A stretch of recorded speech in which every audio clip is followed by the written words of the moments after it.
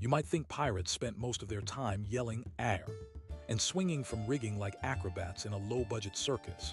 But their biggest enemy wasn't rival navies or giant sea monsters lurking beneath the waves. It was fire. Yes, fire. That sneaky, burning menace lurking, just waiting for a stray spark to turn a ship into a flaming inferno, faster than you can say shiver. Me timbers. Let me tell you something wild about piracy in the golden age of sail. Back then, fire was the pirate ship's equivalent of a Twitter scandal. One bad mistake and your whole reputation and crew could go up in smoke. But what's crazier is how often these wooden, tar-soaked behemoths caught fire. You're on a ship made of kindling, floating on water that can't even put out fires like on land. So how the hell did pirates stop their ships from burning down every day? Trust me, the solutions they came up with were as ingenious as a drunken parrot stealing your last bottle of rum. First off, a little perspective.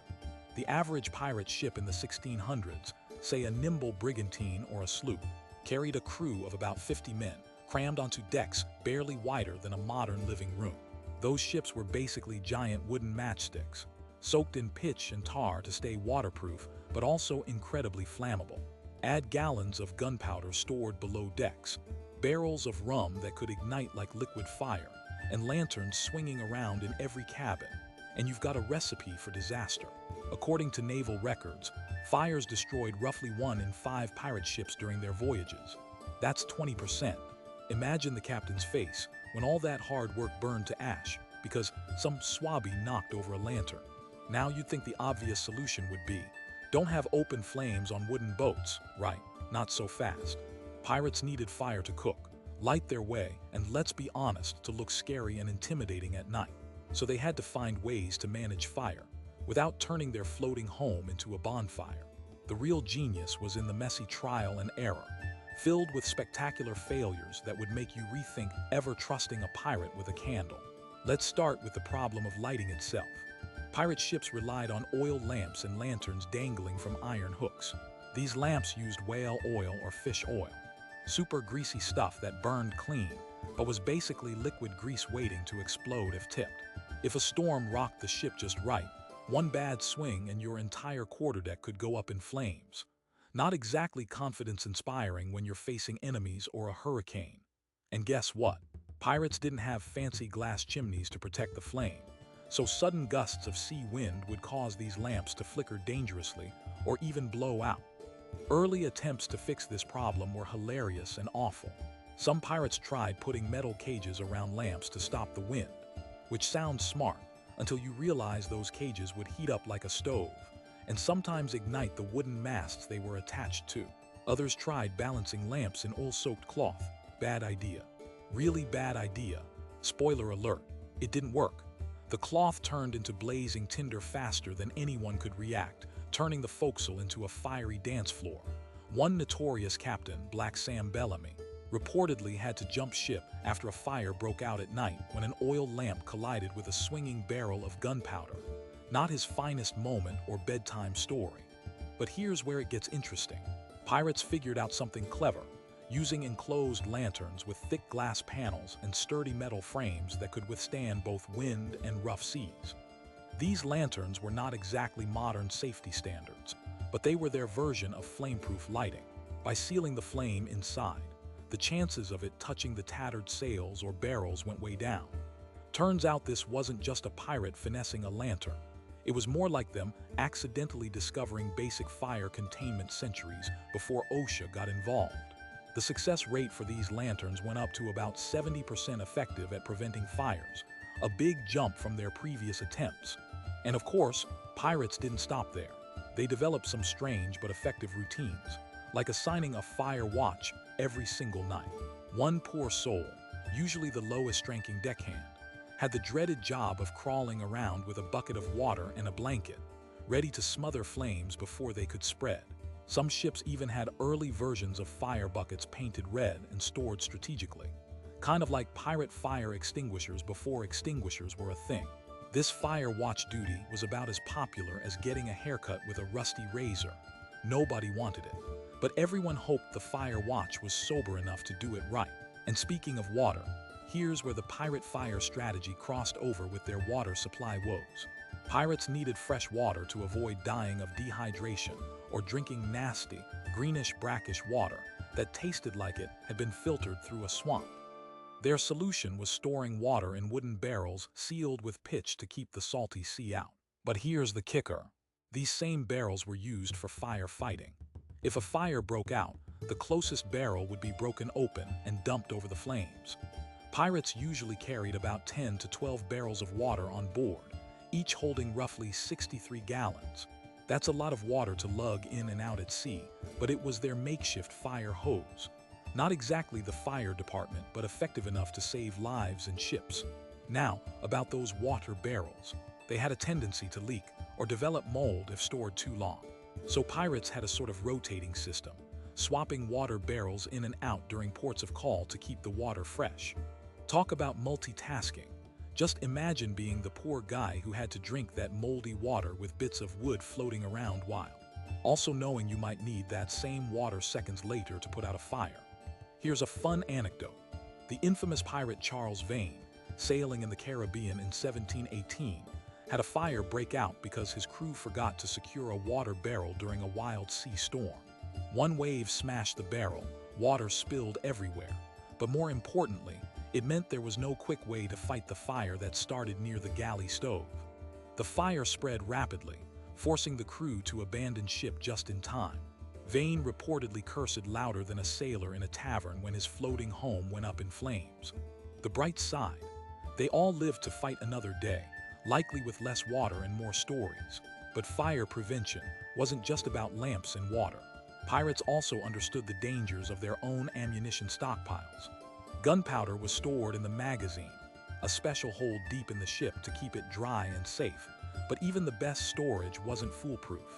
Some pirates tried storing gunpowder in barrels dipped in water to keep it moist, thinking wet powder wouldn't explode. But instead, it would spoil and become useless.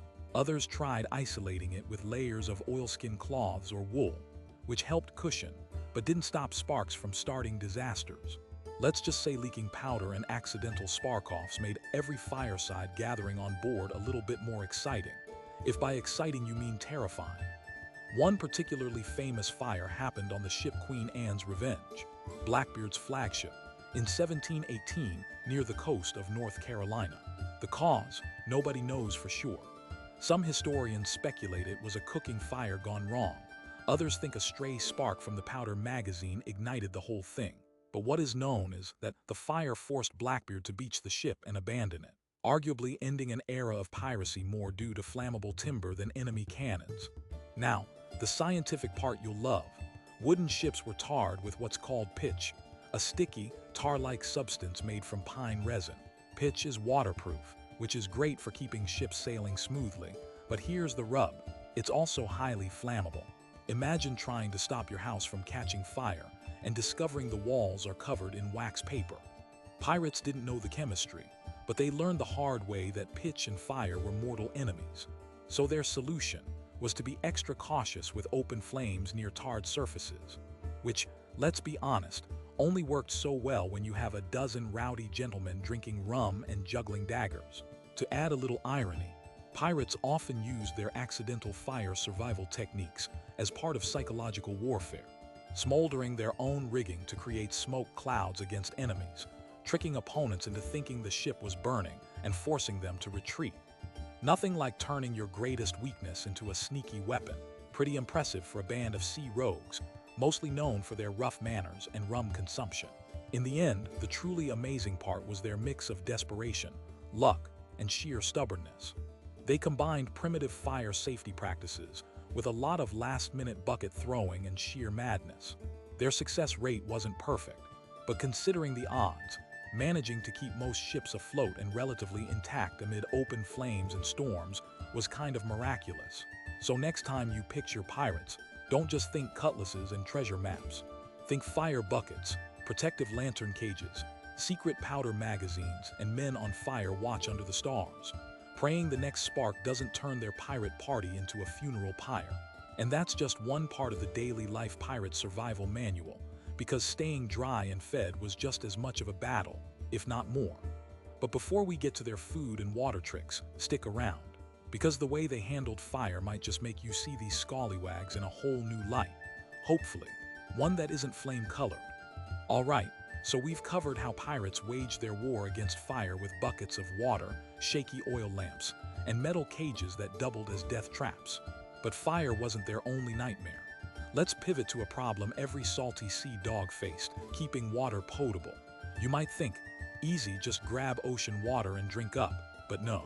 If you've ever tasted seawater, you know it's basically like licking a salt lick that's been marinating in old fish guts. Pirates had to figure out how to have fresh water on board for weeks, sometimes months, all without a king's treasury or modern filtration plants. And spoiler alert, their early attempts were as glorious in failure as their firefighting shenanigans. Here's the deal. An average crew of 50 pirates needed roughly 40 gallons of fresh water daily. That's about 2 teaspoons of H2O for every bloodthirsty parrot and swabby, if you think about it. Since the nearest tap was, well, often hundreds of miles away, and sunlight didn't magically turn ocean water into lemonade, pirates had to haul barrels of rainwater and stockpile what they could find at ports. But 7 weeks is a long time at sea, and those barrels, they turned into moldy, slime-filled danger zones faster than you can say black spot. Some pirates tried sloshing seawater into their barrels thinking the ocean could just be tamed, but that resulted in sailors breaking out with severe thirst and curses. Now onto the failures they made while trying to keep water fresh. First idea: store water in wooden barrels sealed with pitch. Sounds smart, right? Pitch repels water and keeps the barrel watertight. Bad idea, really bad idea. The pitch was exactly the same tarry substance that made their ships flammable nightmares. That pitch slowly seeped into the water, giving it a weird chemical taste and making folks think they were sipping on pine tree sap mouthwash. Even worse, the barrels often leaked or got infested with wiggling worms and tiny black bugs.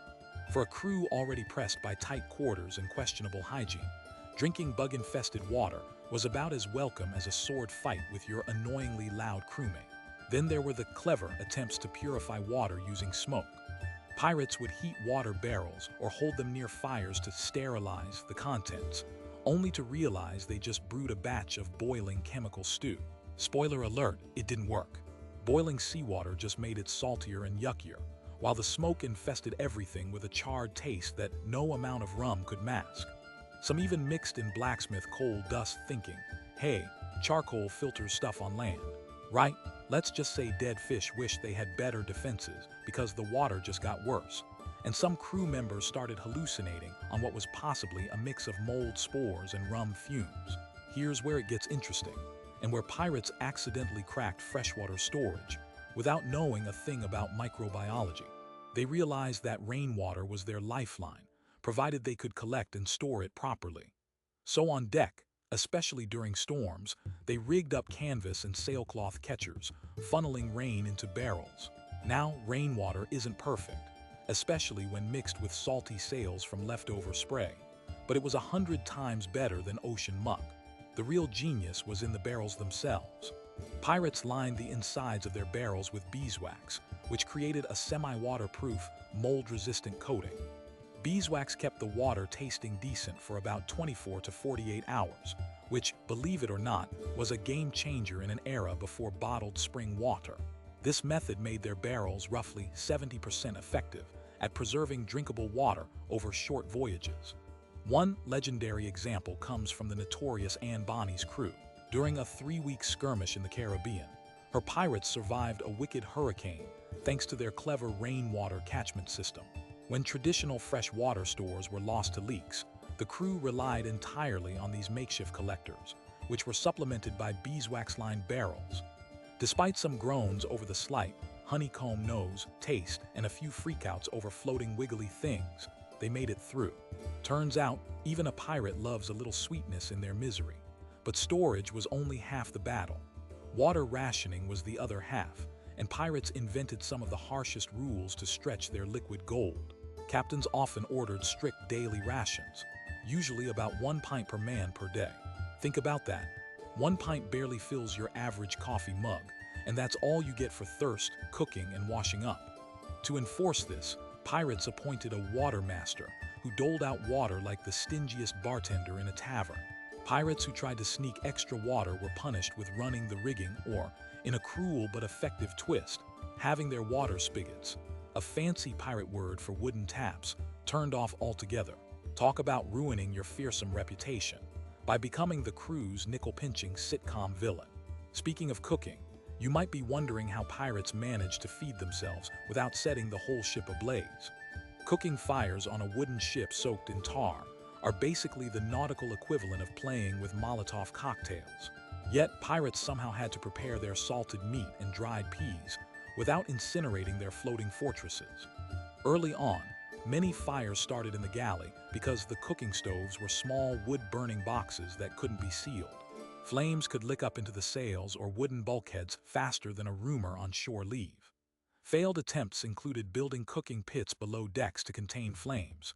Great plan until smoke choked the crew, or a wild wave yanked the galley stove overboard, spreading flaming embers all over the hold. Spoiler alert, it didn't work. Another creative failure involved cooking meals on the main deck, which kept fires outside the ship's interior but exposed the crew and food to storms, seagulls, and the occasional cannonball.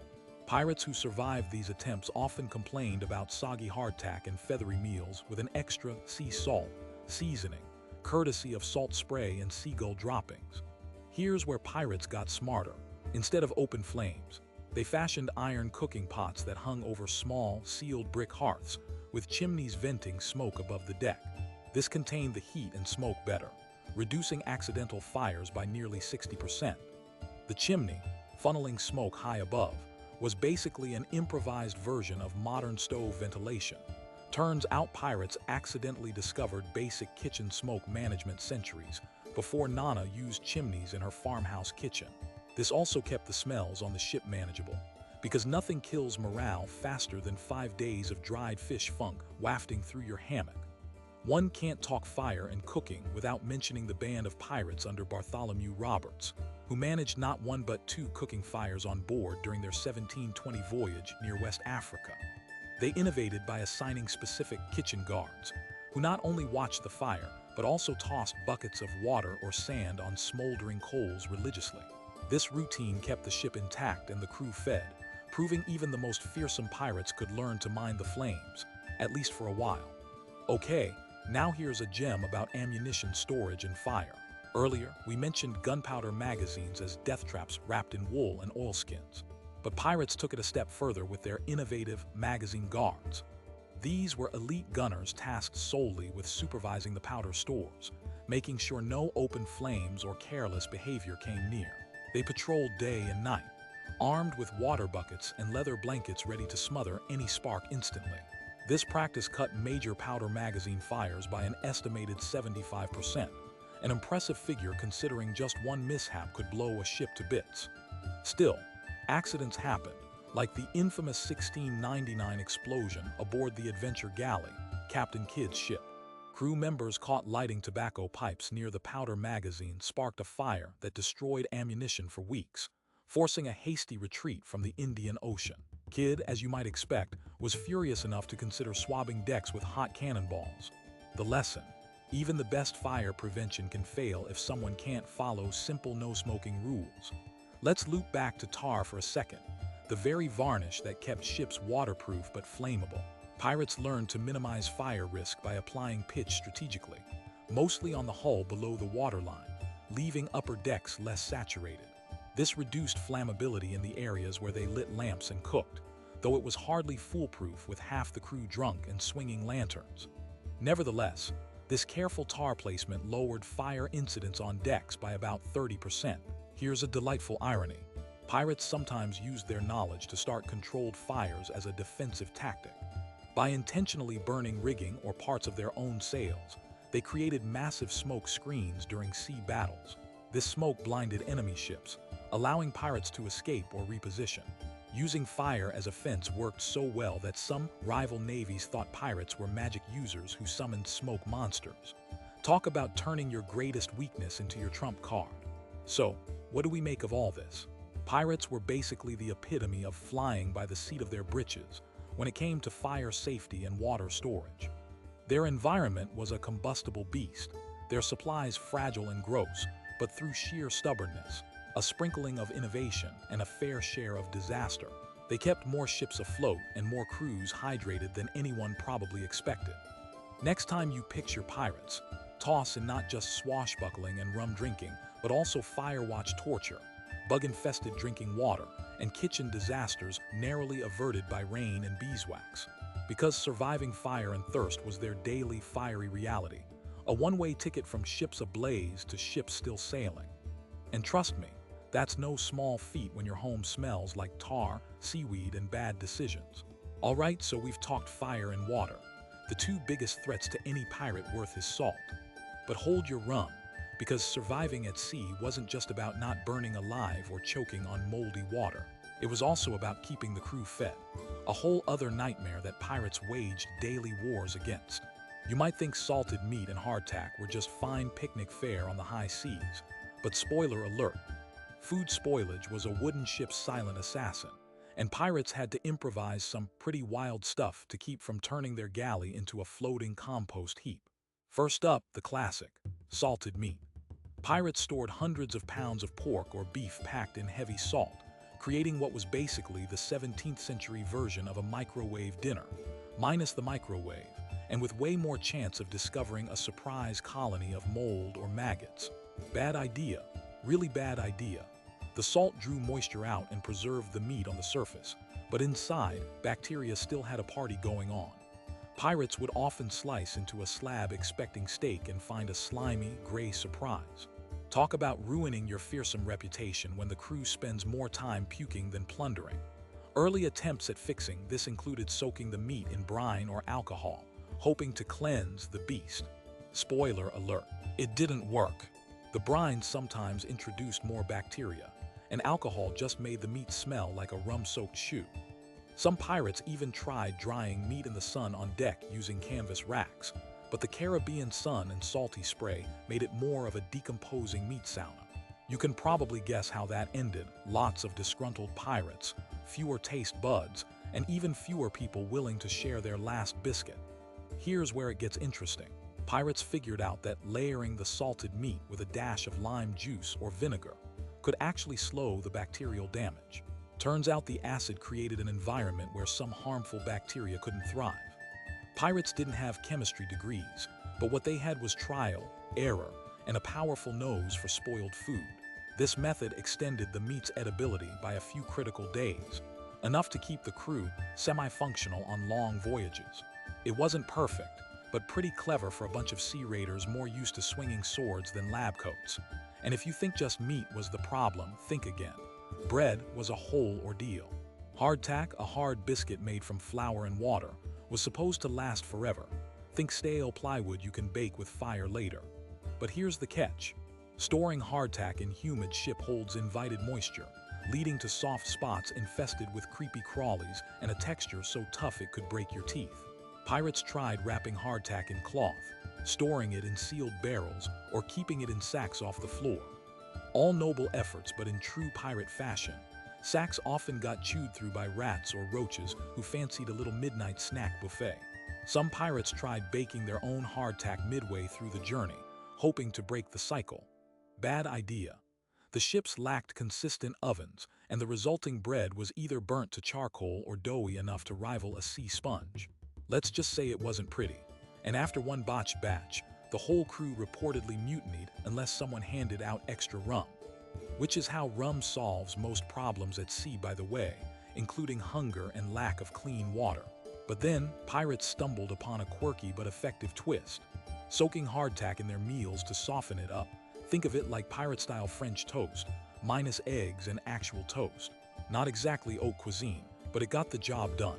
This method cut bread breakage and minimized jaw injuries by 40%, statistically speaking, and made meals marginally more bearable. It might also explain the widespread habit of dipping biscuits in rum, which, as you can imagine, didn't help sober logic but certainly boosted morale. Now onto the real culinary lifesaver, dried peas and beans.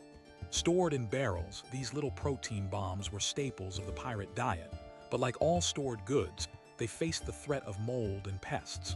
Here's the thing, dried legumes have a shelf life best measured in years, way beyond salted meat or hardtack. Still, the hold was a humid, salty hellhole, and sometimes bundles of beans turned into mushy, smelly sludge faster than anyone expected. Pirates literally had to fight off swarms of bean-loving insects which, while not lethal, made dinner a biology experiment you didn't sign up for. Early pest control attempts included spreading ashes or sulfur powder around the storage barrels, hoping to scare away invaders. Spoiler alert, it only mildly worked and often left the beans tasting like campfire ashes. Some pirates went as far as lighting small fires near the storage compartments to fend off bugs, but that created more smoke and fire hazard than actual pest prevention. You can probably guess how that ended, generally in coughing fits and angry shouts about the bloody bean infestation. But here's where the pirate knack for improvising really shined. Pirates began rotating their food stores actively, using first-in, first-out principles, like grocery shopping, but without the luxury of a 24/7 convenience store. They also stored beans in tightly sealed wooden kegs lined with pine resin, which acted as a natural insect repellent and moisture barrier. This method kept their legumes edible for months, a survival rate boost of 70% compared to unprotected storage. Pirates didn't write science papers on this, but they sure knew how to keep the crew fed longer without resorting to eating their hats. And what about the cooking fires themselves? Earlier, we said cooking fires were a disaster waiting to happen. But how did pirates actually keep the galley from turning into a torch during meal prep? Besides fancy iron pots and chimneys, pirates adopted surprisingly rigorous fire discipline around the galley. No smoking near open flames, no juggling lanterns like drunken jesters, and strict rules about who could light ovens and when. Believe it or not, some ships even maintained a rudimentary fire code enforced by the quartermaster, a figure more dreaded than the captain when it came to keeping the crew out of danger. Violators risked everything from extra chores to being sent on walking the plank duty, which sometimes was just forced cleaning in slop buckets, but sounded terrifying enough to encourage compliance. Pirates also made smart use of alcohol as a preservative and sterilizer. Rum, besides being a morale booster and pirate currency, was used to soak meat or clean wounds. It's basically the 18th century antiseptic, with the added bonus of making you forget someone spilled boiling water on your leg. Pirates with minor burns or cuts would swab down injuries with neat rum, reducing infections, though whether it helped with pain is debatable given the rough language that often followed. So not the FDA-approved method, but when the nearest hospital is hundreds of miles away and filled with puking sailors, rum was about the best medicine on hand. Finally, we can't talk pirate survival without mentioning extreme rationing systems. You think 1 pint of water per day was harsh. Pirates stretched food rations similarly tight during long voyages. Captains handed out small portions, sometimes less than a cup of pea stew per meal, policing sharehogging with brutal efficiency. There's a famous story about Captain Henry Morgan who, when faced with dwindling supplies, ordered water and food to be rationed strictly to prevent mutiny and starvation. Any crew member caught hoarding food was forced to sleep on the deck grill, a torture involving exposure to both sea spray and the blazing sun. Not exactly 5-star hospitality, but effective. So, what's the takeaway here? Pirates weren't just reckless degenerates yelling "Arr!" They were practical survivalists mucking through bad food, dangerous fires, and rancid water using a mix of madness, creativity, and the occasional lucky break. Their methods were rough, their food less than gourmet, and their water more questionable than you'd like. But somehow, these ragtag crews kept fighting the odds for months on end. Next time you picture a pirate, don't just imagine cutlasses and black flags. Imagine smelly hardtack, defensive cooking fires, insect-defended bean barrels, and men counting every drop of water like it was gold. So yes, pirates were masters of chaos, but also masters of survival, with fire buckets, beeswax barrels, and swigs of rum acting as their first responders and emergency medicine all rolled into one. It's a messy, gross, and borderline ridiculous story.